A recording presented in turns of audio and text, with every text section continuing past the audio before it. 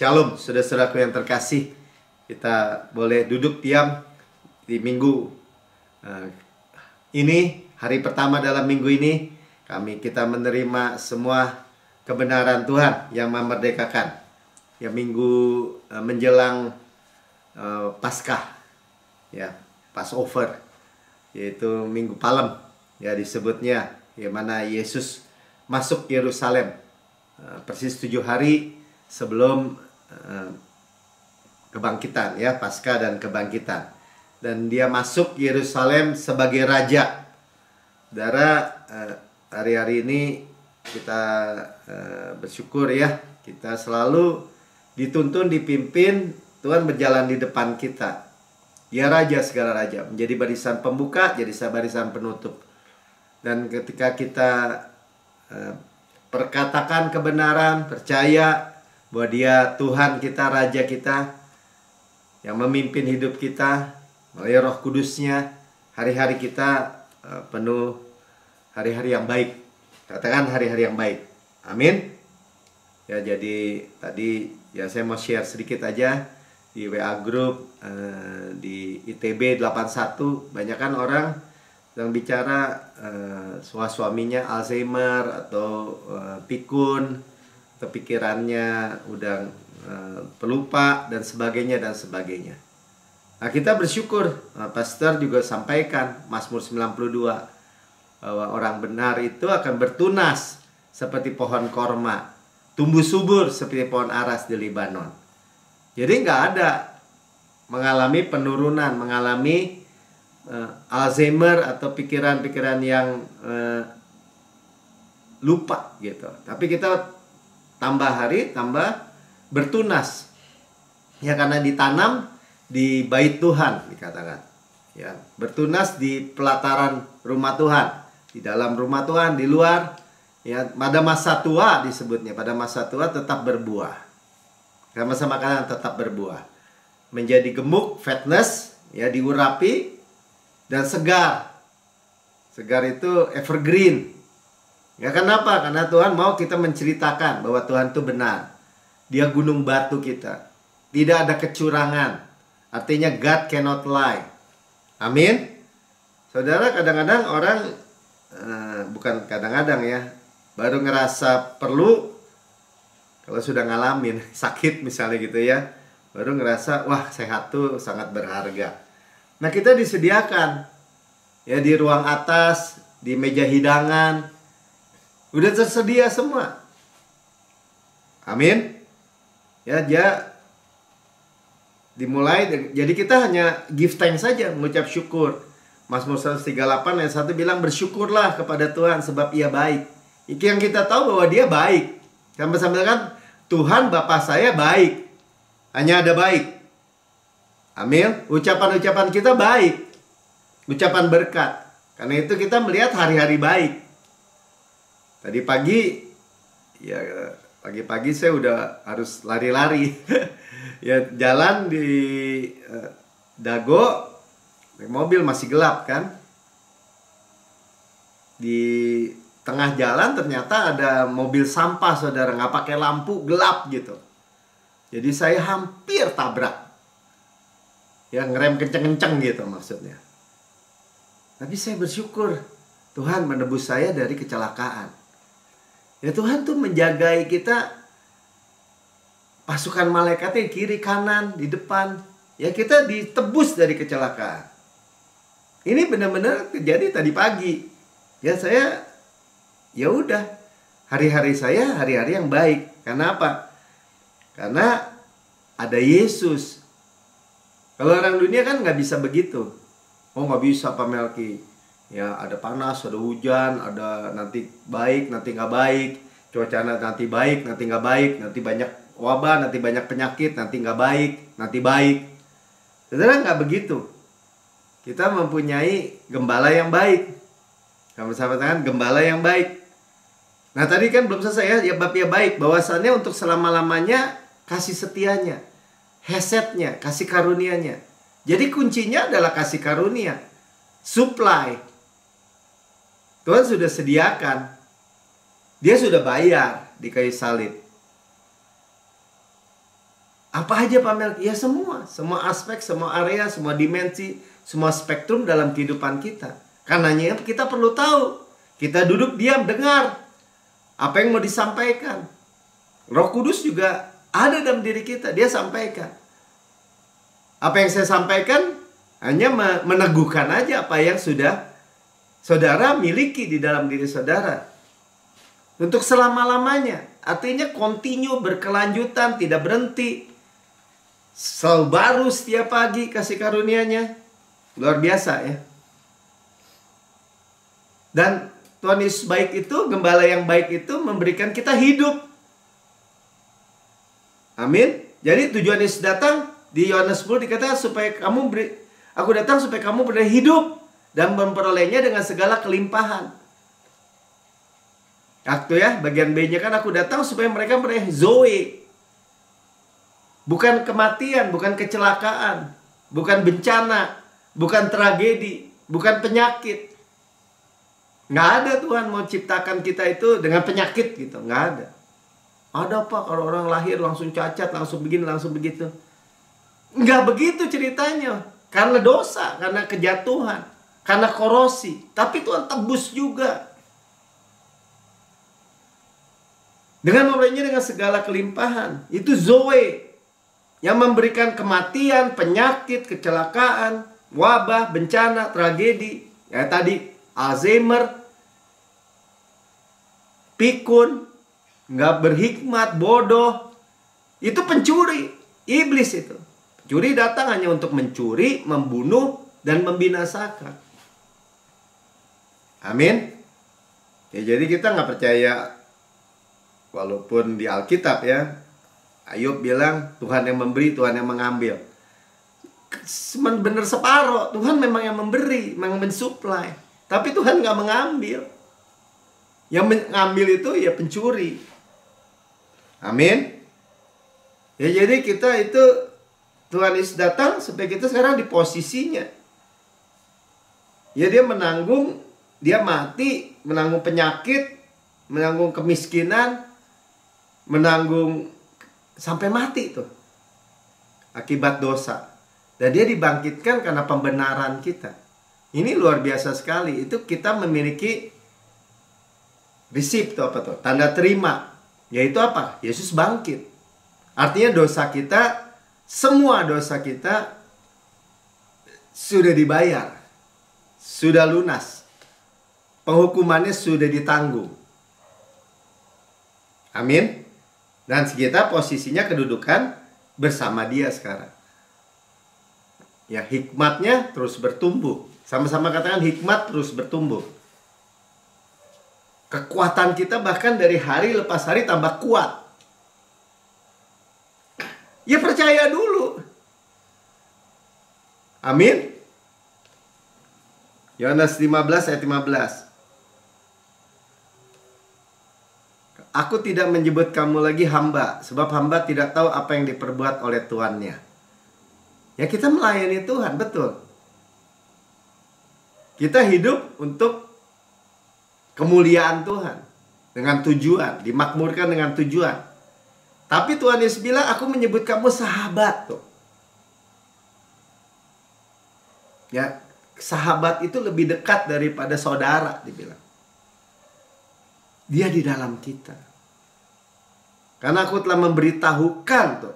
Tuhan memberitahu dalam diri kita. Segala sesuatu yang telah ku dengar dari Bapakku, dari Bapak kita. Segala sesuatu yang kita dengar itu kabar baik. Sebab dia baik tadi kan. Segala sesuatu, segala aspek. Itu yang diberitahukan kepada saudara.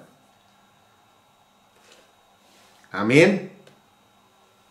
Ya, jadi kita memiliki harapan. Kita lebih daripada pemenang. Amin. Ya, jadi Minggu Palem ini tentang Yesus masuk ke Yerusalem sebagai raja. Katakan sebagai raja. Dan apa yang disampaikan itu sudah dinubuatkan, saudara. Nah, ini intinya gini ya. Kita mau dengar di Minggu Palem itu nubuatan yang sudah dinubuatkan oleh nabi-nabi. Ya di Daniel, di Zakaria, di Nehemia. Pokoknya nabi-nabi itu buatan tentang Yesus itu digenapi, semua digenapi sempurna tuh. Waktunya tepat, ya, tempatnya tepat di Yerusalem. Dan membuktikan bahwa memang dia raja yang dijanjikan. Seminggu kemudian orang yang melulukan Yesus sebagai raja itu menyalibkan dia, saudara. Tapi kok bisa di timing itu dia datang sebagai raja yang rendah hati. Luar biasa ini, luar biasa sekali, saudara. Ya, keadaan yang berubah 180 derajat dalam tempo seminggu, tapi semua digenapi tuh. Dia raja yang melayani sebagai hamba. Nanti mati di kayu salib. Luar biasa ya. Nah, kita baca dulu dari Matius 21. Untuk mengingatkan Minggu Palem ini. 1 minggu sebelum Paskah. Kita merayakan Paskah kan. Ketika Yesus dan murid-muridnya telah dekat Yerusalem. Dan ia tiba di Betfage, terletak di Bukit Zaitun. Yesus menyuruh 2 orang muridnya. Lanjut, 2. Dengan pesan, pergilah ke kampung yang di depanmu itu, dan di situ kamu akan segera menemukan seekor keledai betina tertambat dan anaknya ada dekatnya. Ya, yang lain hanya keledai aja kan, keledai betina. Nah, ini dengan anaknya. Kalau bahasa Inggrisnya colt tuh gitu ya. Lepaskan keledai itu dan bawalah keduanya kepadaku. Jadi ini sudah dinubuatkan jauh-jauh hari. Tapi kita teruskan dulu ya sampai selesai. Jikalau ada orang yang menegur kamu, katakanlah Tuhan memerlukannya, dan ia akan segera mengembalikannya. Kalau dia sudah persiapkan buat dirinya sendiri, dan dia pinjam, dibalikin lagi. Yang 4. Hal itu terjadi supaya, lihat ya, baca sama-sama, genaplah firman yang disampaikan oleh Nabi. Apa itu? Ayat 5, 6 ya. Katakanlah kepada putri Sion, lihatlah rajamu datang kepadamu. Jadi yang pertama dia adalah raja segala raja. Raja Israel. Nah, ini gambaran yang luar biasa. Dia datang, raja yang datang kepada domba-dombanya sebenarnya. Domba-dombanya Israel. Ya, kita sekarang dicangkokkan jadi domba-domba Allah karena karyanya. Ya, dia lemah lembut dan mengendarai seekor keledai. Dia tidak mengendarai kuda yang perkasa sebagai raja atau kereta kuda yang besar, tapi dia meekness ya, lemah lembut. Seekor keledai beban yang muda. Ayat 6. Maka pergilah murid-murid itu, 2 orang tadi ya, berbuat seperti yang ditugaskan Yesus kepada mereka. Jadi nubuatan Yesus itu sebagai raja itu bisa persis. Nah, itu kita akan lihat ya sekarang, dimulai dari Zakaria dulu. Zakaria 9 ayat 9. Ini kita mau lihat ya sambil kita jalanin.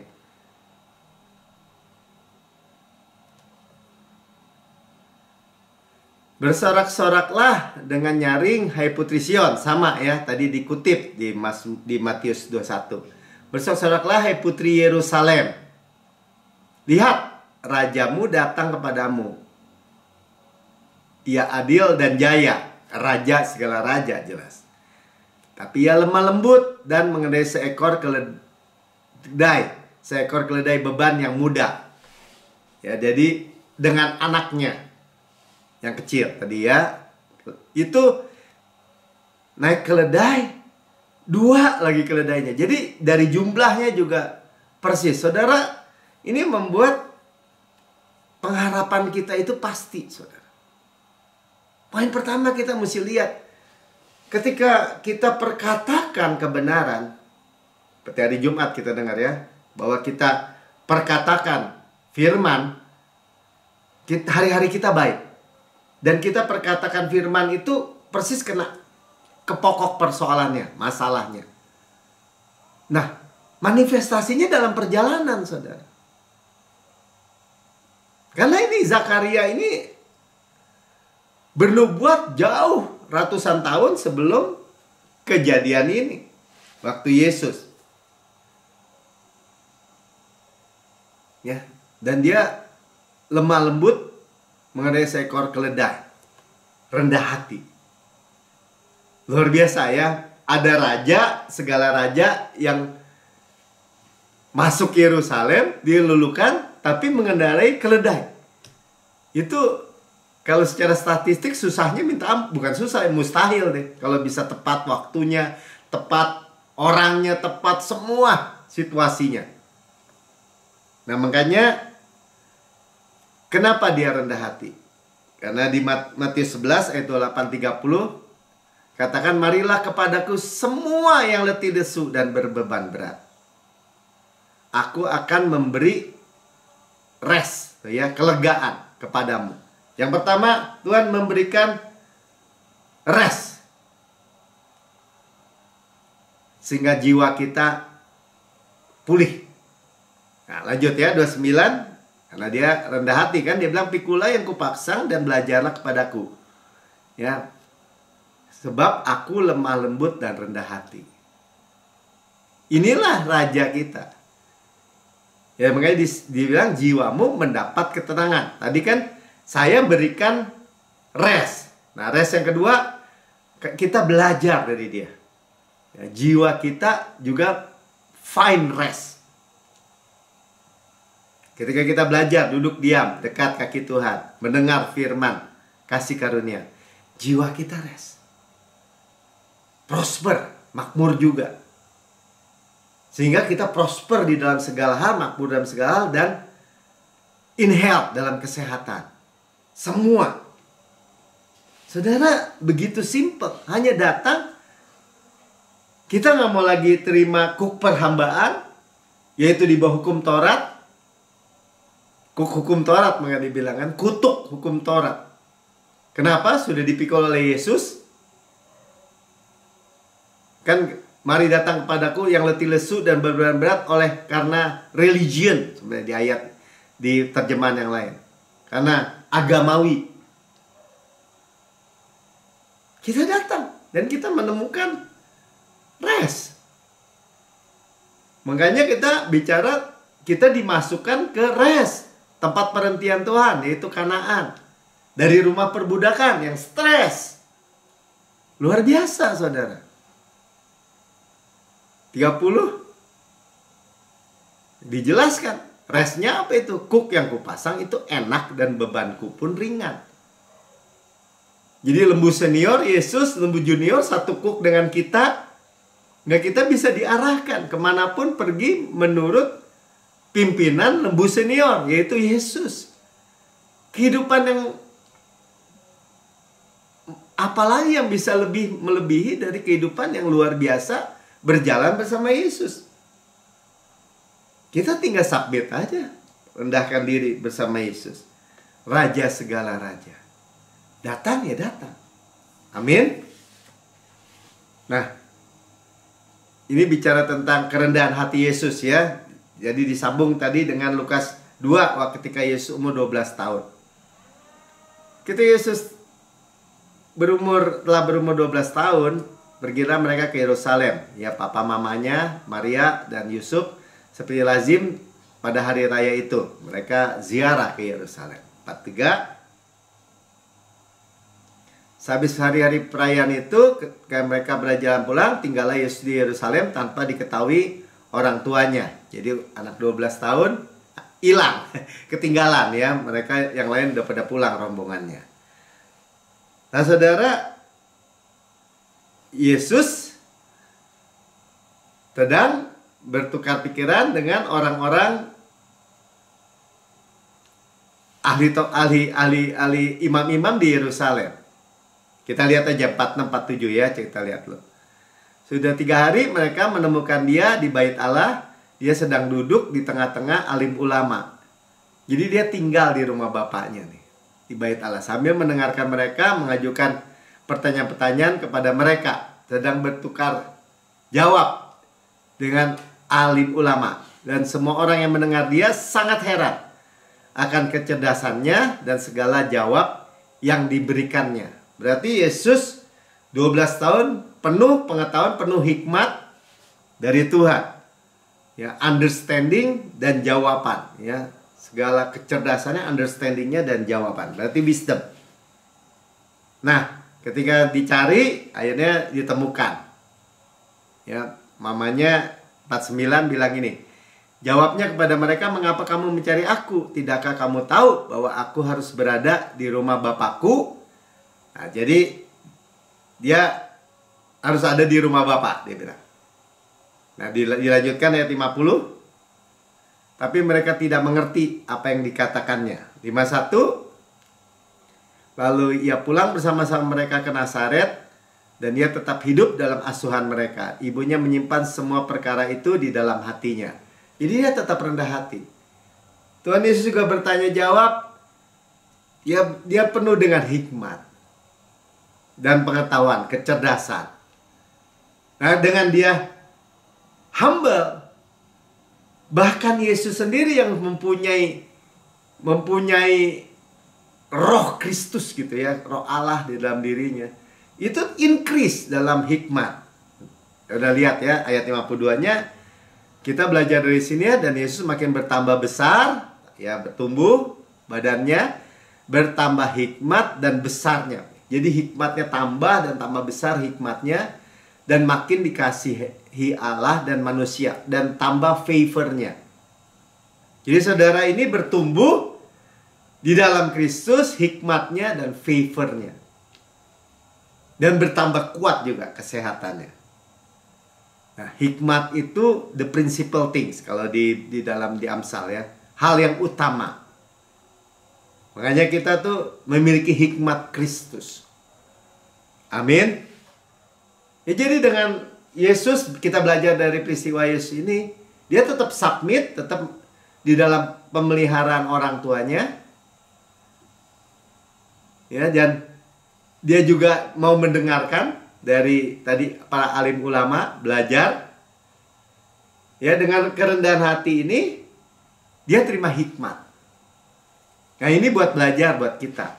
Kita duduk diam, dekat, ya, mendengar lagi, ada rekaman dari YouTube untuk firman kasih karunia, kita dengar lagi sampai itu mengalir di darah kita dan menjadi hikmat.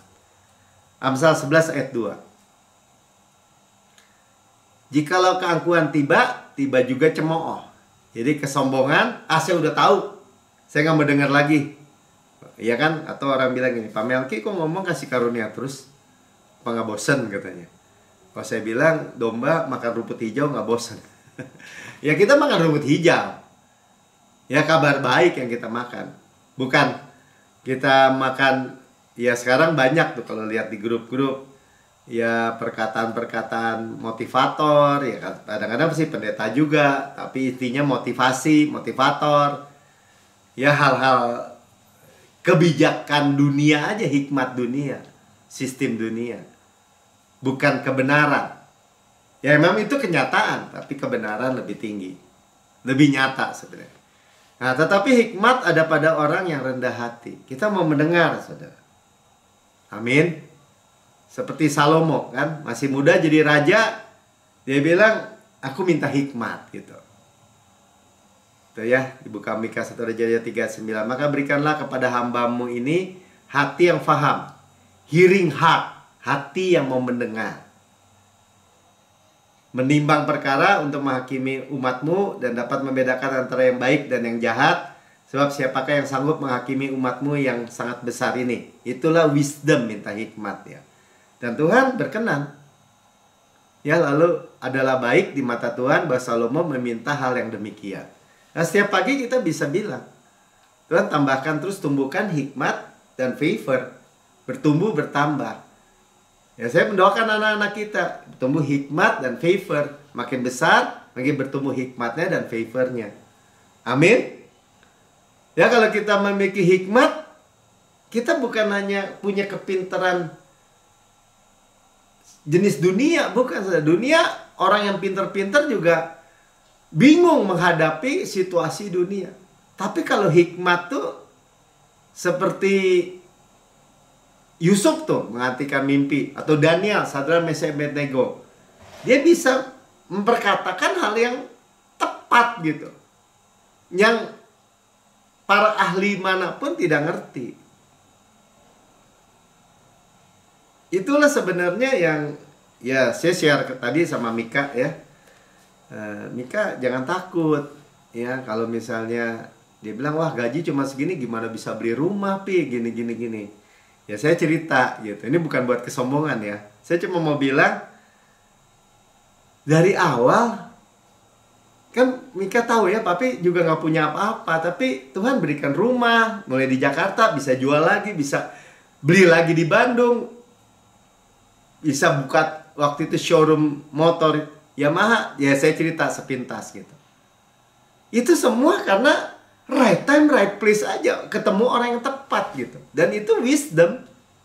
Sama sekali nggak bisa dimetodakan, saudara. Tapi saya percaya bahwa Tuhan yang memelihara, Dia gembala yang baik yang memelihara hidup kami. Sebenarnya sesederhana itu. Makanya nggak ada hari-hari yang buruk yang bisa menguasai kita.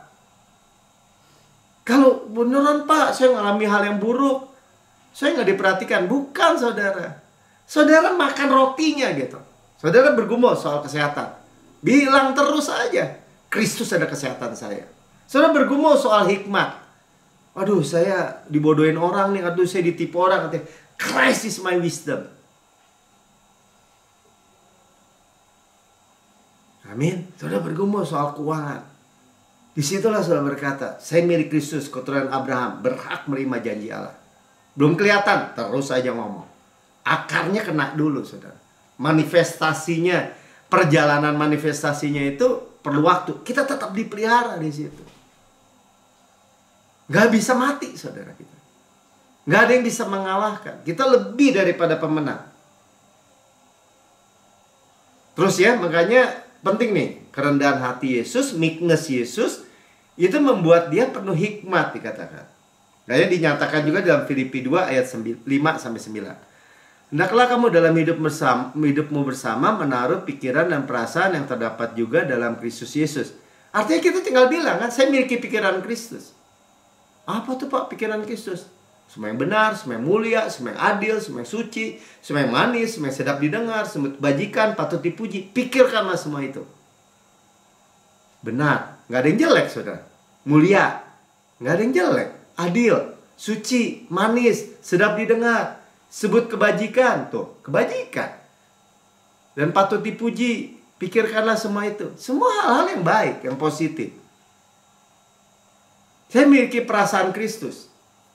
Saya kalau pikir perasaan Kristus, ya bilang aja buah roh. Kasih, sukacita, damai sejahtera, kesabaran, kemurahan, kebaikan, kesetiaan, kelemah lembutan, penguasaan diri, Kristus. Buah roh. Itulah perasaan Kristus yang saya lihat. Artinya kita tinggal terima kan. Nah kalau Tuhan bilang hendaklah hidup bersama menaruh pikiran, ya kita terima aja. Ayat 6. Dan walaupun dalam rupa Allah tidak menganggap kesetaraan dengan Allah itu sebagai milik yang harus dipertahankan. Nah intinya Tuhan bicara kerendahan hati kan. Dalam rupa Allah tidak mempertahankan kan. Ya kan gue Tuhan, gue mesti lahirnya jangan di kandang binatang gitu dong. Minimal di raja sebagai di kekaisaran ke. Enggak ya, 7 dibilang. Malahan sebaliknya, melainkan telah mengosongkan dirinya sendiri dan mengambil rupa seorang hamba menjadi sama dengan manusia. Udah turun makin level terendah lagi. Mengosongkan diri. Makanya bagi saya, orang bilang gini kan, pikul salib, sangkal diri. Sangkal diri hanya Yesus yang bisa. Dia raja segala raja.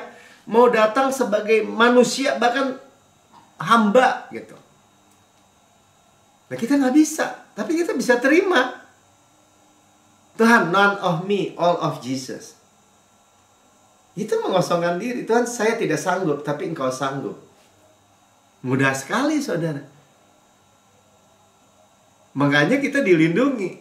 Pagi tadi benar-benar loh, saya sedikit lagi saya tabrak itu mobil. Ngerem kenceng-kenceng, karena gelap.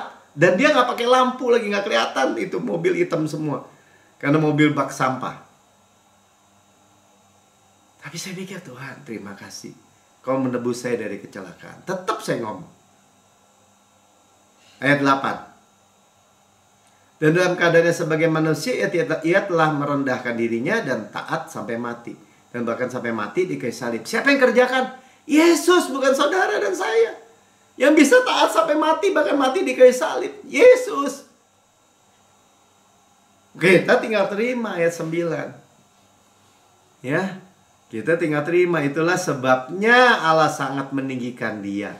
Dia di dalam kita ditinggikan. Dan mengaruniakan kepadanya nama di atas segala nama. Ya, kita otomatis disuplai Yesus, kasih karunia di dalam diri kita. Ketika kita apa? Kita pandai menerima. Amin. Ya, kita bisa aja dalam perjalanan. Tadi Pastor Lawrence juga bagikan, kalau dia lagi parkir, nyari parkir, lagi mau mundur, diserobot orang. Udah mau marah aja gitu. Nah, seorang pastor sama, saya juga gitu kan. Kemarin ada minggu lalu sih, di lampu merah karena ada belok kiri, ketutup sama saya jalan. Saya di kelas satu, kesel juga gitu. Ya pas dia lewat saya pelototin juga. Pikir kenapa ya saya marah.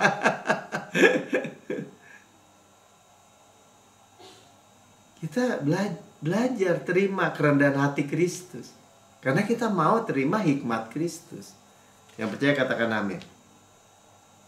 Ya, sebagai penutup tentang Minggu Palem ini, ya sudah dinubuatkan. Ya, kembali lagi ya. Tadi kita udah lihat di Zakaria, sekarang di kitab Daniel. Dari waktunya, saudara. Daniel 9 ayat 24. 70 kali 7 masa. Nah, masa ini tahun ya. 70 kali 7 ya 490. Telah ditetapkan atas bangsamu, atas kotamu yang kudus, ya, Yerusalem. Lanjut. Untuk melenyapkan kefasikan, mengakhiri dosa. Yesus semua nih kerjaannya nih. Ya, menghapus kesalahan, menghapus dosa, untuk mendatangkan keadilan yang kekal. Ya. Jadi salib itu kasih dan keadilan bertemu. Kebenaran. Ya, menggenapkan penglihatan dan dari nabi dan nabi, ya, menggenapkan nabi-nabi, maksudnya perkataan. Nubuatan. Untuk mengurapi yang maha kudus. Diurapi oleh Roh Kudus. 25.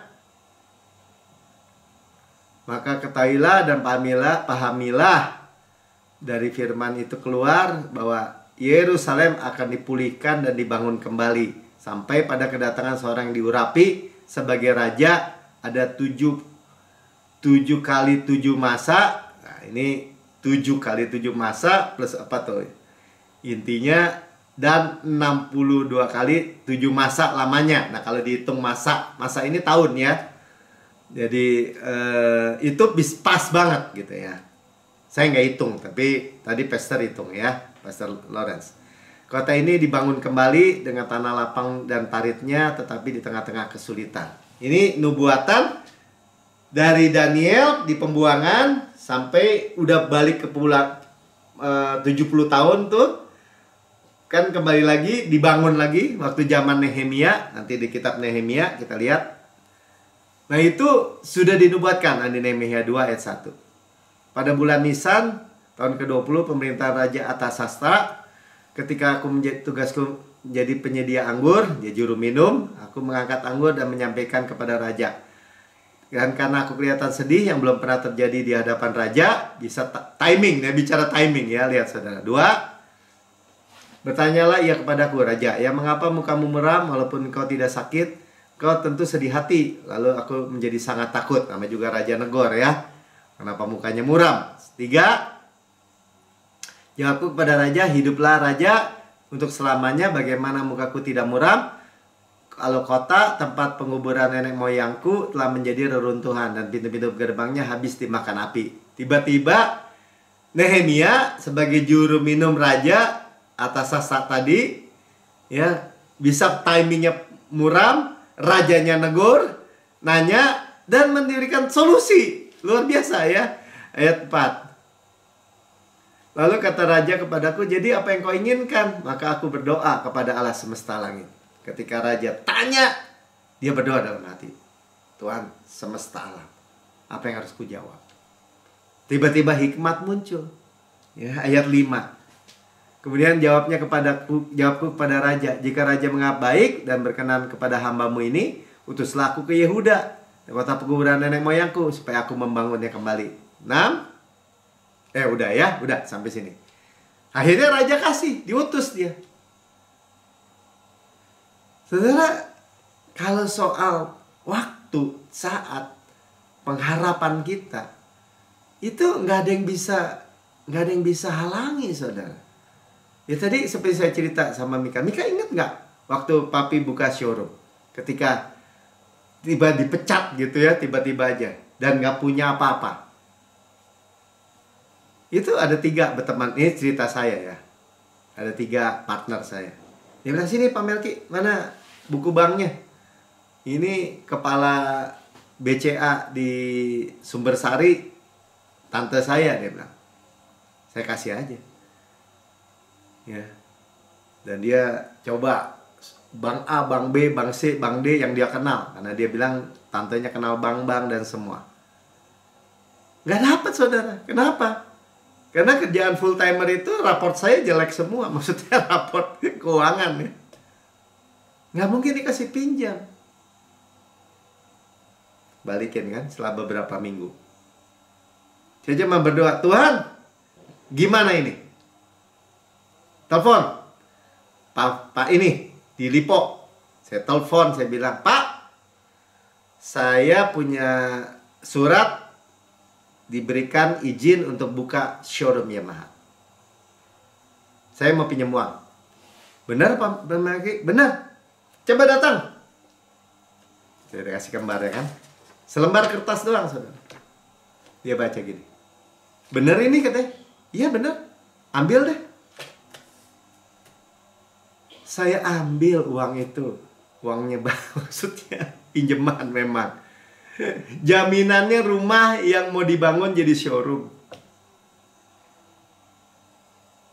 Cuma gitu aja.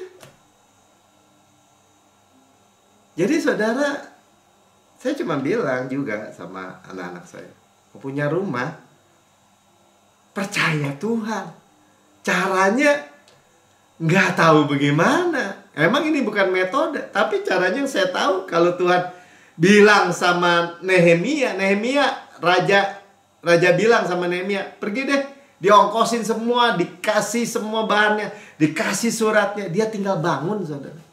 Walaupun memang dibilang di tengah kesulitan. Artinya apa? Secara dunia tidak mungkin.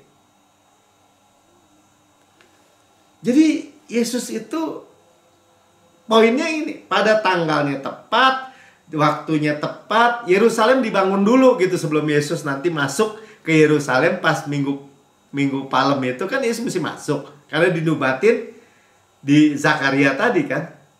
Tapi kan Yerusalemnya kalau puing gimana? Yerusalemnya udah hancur karena pembuangan itu. Pada waktunya Tuhan beresin kembali gitu maksudnya. Luar biasa ya. Nah itulah yang terjadi, saudara. Bulannya tadi kan 7 masa. Kalau dihitung tuh percis angkanya semua. Tepat semua. Dan Yerusalemnya sudah beres.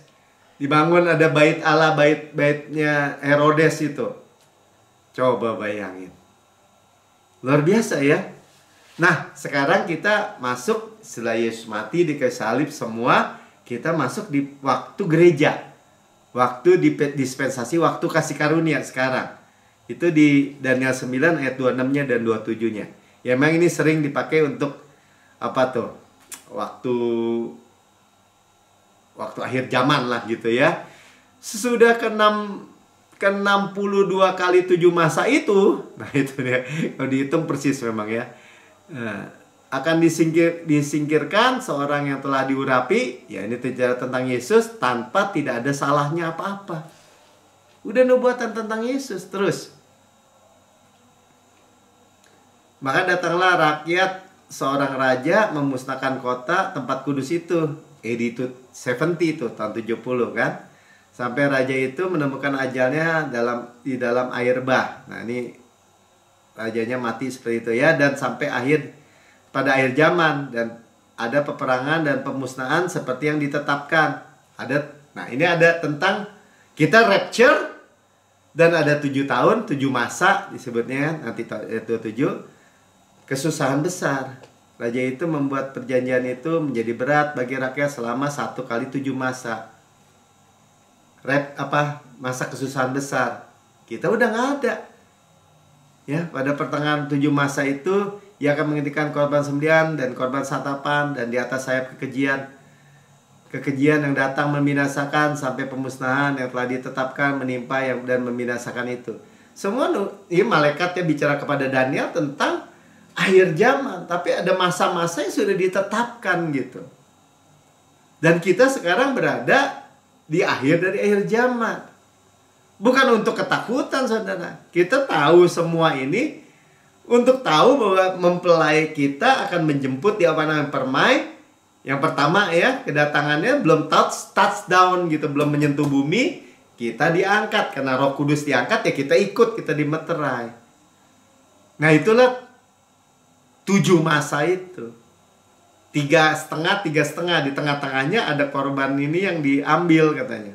Nah, itu tentang apa? Tentang kesusahan besar. Dan ini tentang Israel, saudara. Inilah tentang, kalau saya bilang gini, ada kan Pak Melki di ini orang percaya? Bukan. Ini tentang orang Israel. Orang Israel tetap Tuhan ada perjanjian yang gak dilepas.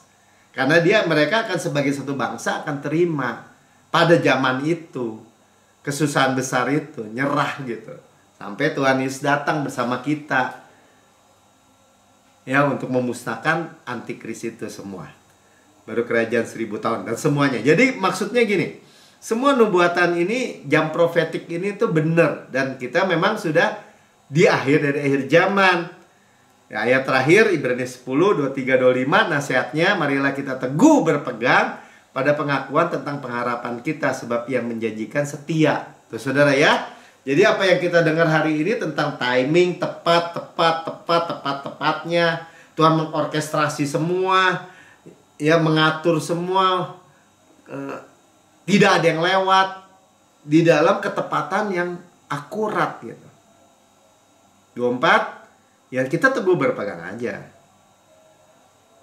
Dan marilah kita saling memperhatikan supaya kita saling mendorong dalam kasih dan dalam pekerjaan baik. Nasihat-nasihat.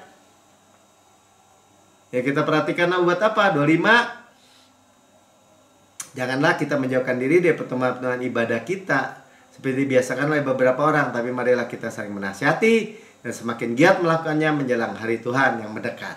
Nah, hari ini kita duduk diam, dekat. Dengar terus firman Tuhan. Jangan menjauh, kalau nggak kelihatan, saudara, udah kacau balau dunia ini. Tapi kalau kita lihat fokus Yesus, hidup kita, hari-hari kita penuh bahagia. Di set semua baik buat kita. Amin. Makanya dia bilang Tuhan itu baik. Bahwasannya untuk selama-lamanya kasih karunia-Nya. Saudara yang mendengar di rekaman YouTube, saudara berkata, saya dengar kabar baik, tapi saya belum pernah menerima Yesus sebagai Tuhan dan Juru Selamat. Inilah waktunya, saudara. Ikuti saya berdoa. Katakan, Tuhan Yesus yang Maha Mulia, saya menerima Engkau sebagai Tuhan dan Juru Selamat pribadi saya.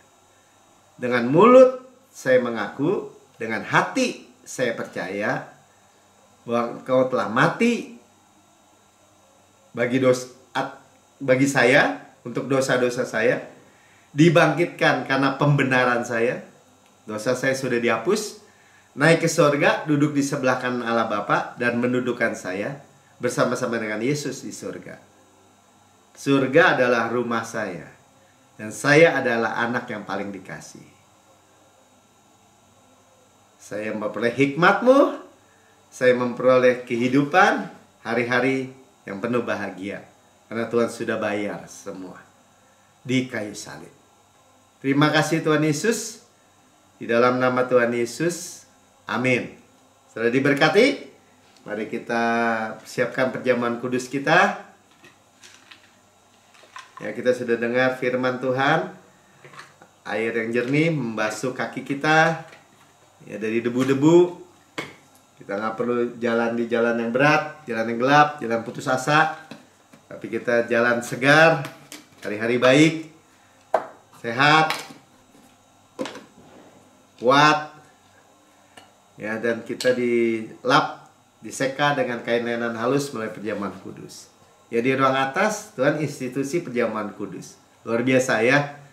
Sebab pada malam Tuhan diserahkan, Tuhan mengambil roti, dikatakan mengucap syukur, memecah-mecahkan dan membagi-bagikan dan berkata, inilah tubuhku diserahkan bagi kamu. Perbuatlah ini menjadi peringatan akan aku. Kita memperingati kematian Tuhan sampai Tuhan Yesus datang. Tubuhku benar-benar makanan, darahku benar-benar minuman. Benar-benar benefit berarti. Kita memperingati kematian berarti kita terima warisan. Kita discern, mengakui tubuh Tuhan, bahwa tubuh Kristus diremukkan supaya kita utuh. Sukses, utuh, berkemenangan tanpa susah payah. Ditikam, keluar air darah supaya dosa kita dihapus. Dicambuk sampai tersingkap tulang-tulangnya, menanggung penyakit dan sakit kita. Oleh biluri kita sudah sembuh. Terima aja saudara. Ya, dibakar seperti gambar di belakang film. Ya, digantung antara bumi dengan langit. Ya, semua kutuk, semua penyakit, semua penghukuman, semua murka yang mestinya menimpa kita diserap habis oleh Yesus. Sehingga kita bisa rest. Tadi ya, datang kepadaku, terima kelegaan, rest. Ya, jiwanya rest. Duduk di dadanya, kasihnya, belas kemurahan, kebaikannya. Dan berkata, sebagaimana engkau di surga, Yesus, terima kuasa dan kekayaan dan hikmat dan kekuatan dan hormat dan kemuliaan dan berkat, demikian saya di bumi. Sekarang ini sehat, kuat, segar, dimudahkan, energik, dinamis. Ada DNA Kristus, Zoe Life, Zoe Cosmos. Dan setiap sel, jaringan anggota tubuh kita seperti pohon yang Tuhan tanam di tepi aliran air. Merambatkan akar di tepi batang air, menghasilkan buahnya pada musimnya, tidak layu daunnya. Apa yang kita berbuat, prosper, good, sukses. Kita makan daging Kristus, paha kanannya, kekuatannya, dadanya, kasihnya. Roti malaikat, roti pemenang. Roti hidup, mana surgawi, hukum roh yang menghidupkan, yang memerdekakan kita dari hukum dosa dan hukum maut. Gandum terbaik dilasi butter dan madu di gunung batu. Saudaraku yang kekasih, bukankah roti yang kita pecah-pecahkan adalah persekutuan kita dengan tubuh Kristus? Amin. Makan dalam nama Tuhan Yesus. Allah sehat, Kristus, tubuh sehat. Kita daging Kristus, tulang Kristus.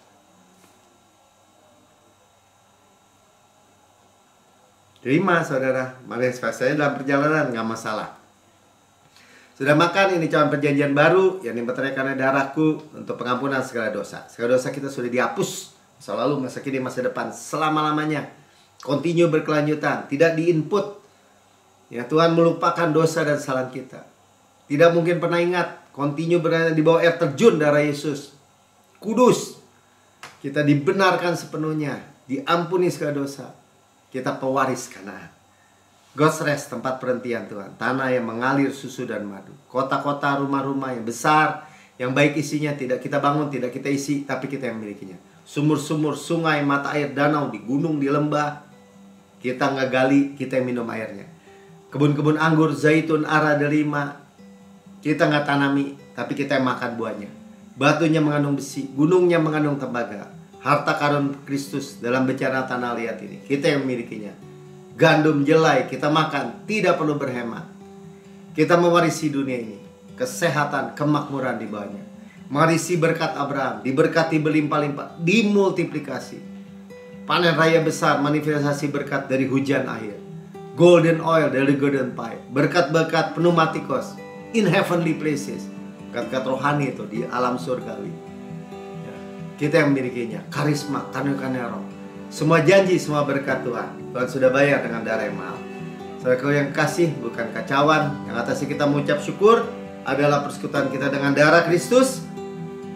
Amin. Minum dalam nama Tuhan Yesus.